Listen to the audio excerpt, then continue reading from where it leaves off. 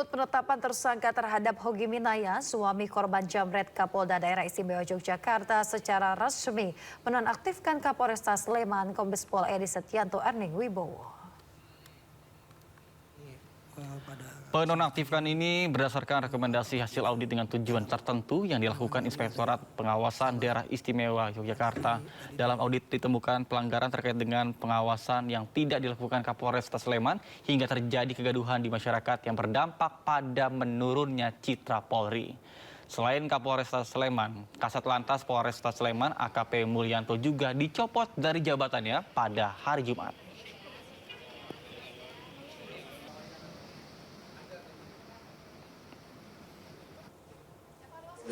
Daerah Istimewa Yogyakarta telah menonaktifkan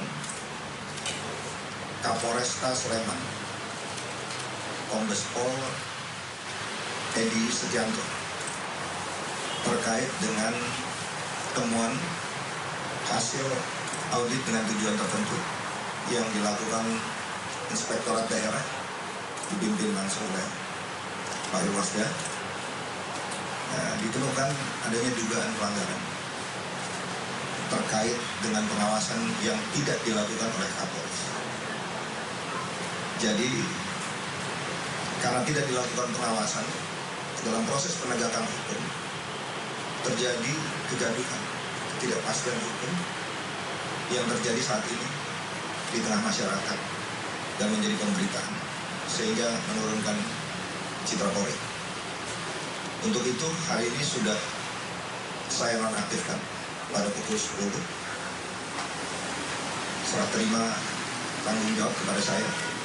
Dan saya telah menunjuk pengganti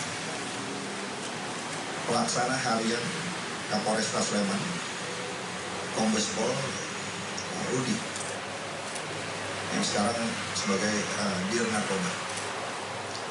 Terkait dengan Kasat Lantas, hari ini juga akan dilakukan penggantian, sedang dilakukan terkait juga temuan dari hasil rekomendasi audit dengan tujuan tertentu. Diduga ada pelakuan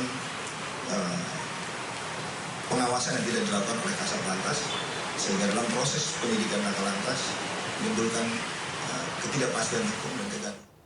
Sementara itu, pemirsa, Kejaksaan Negeri Sleman Yogyakarta resmi mengumumkan penghentian perkara Hogi Minaya yang sebelumnya menjadi tersangka usai membela istrinya dari aksi penjamretan. Surat ketetapan penghentian penuntutan bagi Hogi Minaya tersebut diterbitkan demi kepentingan hukum dan telah diserahkan ke kuasa hukum yang bersangkutan. Pengumuman penghentian perkara Hogi Minaya ini disampaikan Kepala Kejaksaan Negeri Sleman, Bambang Yunianto, pada Jumat petang. Surat keterangan penghentian penuntutan bagi Hogi Minaya tersebut diterbitkan pada tanggal 29 Januari 2026 demi kepentingan hukum dan telah diserahkan ke kuasa hukum yang bersangkutan.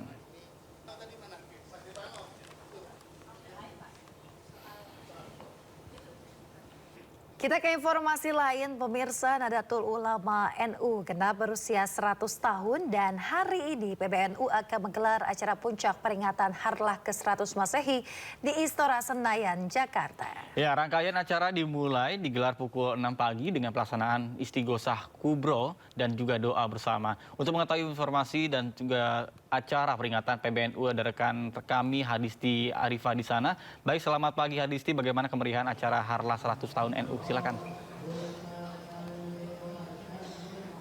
Iya, Camar, Yasmin, dan juga pemirsa, saat ini situasinya tengah dilakukan persiapan jelang puncak perayaan hari lahir ke-100 Nadatul Ulama yang digelar di Istora Gelora Bung Karno Senayan. Saat ini situasinya sudah banyak sekali atau sudah ramai peserta yang berdatangan dan memasuki venue yang menjadi nantinya tempat digelarnya puncak perayaan hari lahir ke-100 Nadatul Ulama. Untuk rangkaiannya, kalau menyesuaikan dari jadwal, nanti nanti puncak perayaan ini akan dimulai pada pukul 9 waktu Indonesia Barat. Namun tadi sejak pagi, sejak pukul 6 waktu Indonesia Barat sudah dimulai dengan kegiatan internal yakni doa bersama, kemudian juga disusul rapat besar yang diikuti oleh seluruh jajaran pengurus besar Nahdlatul Ulama atau PBNU. Kemudian juga tentunya hadir di sini seluruh jajaran dari pengurus wilayah NU pun juga pengurus cabang NU di seluruh provinsi yang ada di Indonesia. Kemudian juga kami memantau di sini juga terlihat adanya penjagaan ketat oleh pihak pengamanan Presiden Republik Indonesia karena memang dijadwalkan Presiden Republik Indonesia Prabowo Subianto nanti juga akan hadir di tengah puncak perayaan ke-100 hari lahirnya PBNU ini. Dan kalau informasi yang kami terima nanti juga Presiden Republik Indonesia ini akan memberikan pesan dan arahannya kepada organisasi NU ini setelah nantinya juga akan ada pidato yang disampaikan oleh Ketua PBNU Gus Yahya.